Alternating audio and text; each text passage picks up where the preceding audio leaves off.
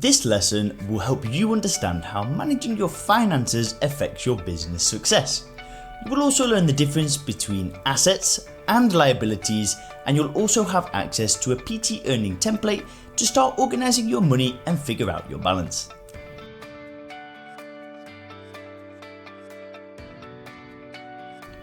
Managing your money is not something you learn about in school. School doesn't teach you how to manage a balance sheet or how to create assets and control your liabilities. In fact, once you leave school and get your first job, you're pretty much left to your own devices. It's for this reason that everyone has different attitudes towards money, conflicting ideas, and usually a lot to learn.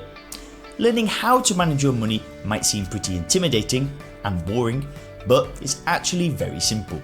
If you can understand a few key concepts, you're good to go. But first things first, let's take a look at your attitude towards money.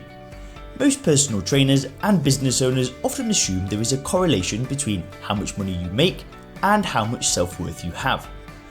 Of course, we know that this isn't true, but it's hard to see the PT on Facebook bragging about how they're making $5,000 while you're still trying to make your first 100. We create a relationship with how much we make and how much value we offer. So let's be clear, money measures the success or failure of your business activities, but it's not who you are. To become financially intelligent, you need to understand that accounting is the language of business.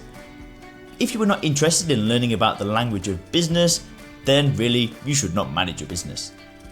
Now, one of the most important things that you need to know in order to be financially literate is how to read an income statement and balance sheet and the relationship between the two. Now, an asset is something that puts money in your pocket. It's that simple. An example of an asset is a recurring client. Now, a liability is something that takes money out of your pocket. An example of a liability is your gym rent. Simple enough, right? Well, but this is where it gets confusing because most people think that a house is an asset. Well, in this diagram that you can see here, we have a $100,000 house where someone has put $20,000 cash down and now has an $80,000 mortgage. But how do you know if this house is an asset or a liability? Is the house an asset just because it is listed under the asset column? Well, the answer is of course no. In order to know for sure, you would need to refer to the income statement to see if it was an asset or a liability. As you can see from the income statement, this is a house that is a liability. You can tell that it is a liability because its only line items are under the expense column. Nothing is in the income column. The house is not making any money and it's actually costing money. But now let's imagine that we rent the house out to a tenant and we start receiving a rental income. Very simply, if the rental income of the house minus the expenses of the house equaled positive net rental income, the house is an asset. If not, it is a liability. These simple lessons are profound, and they are the basis of building all great wealth.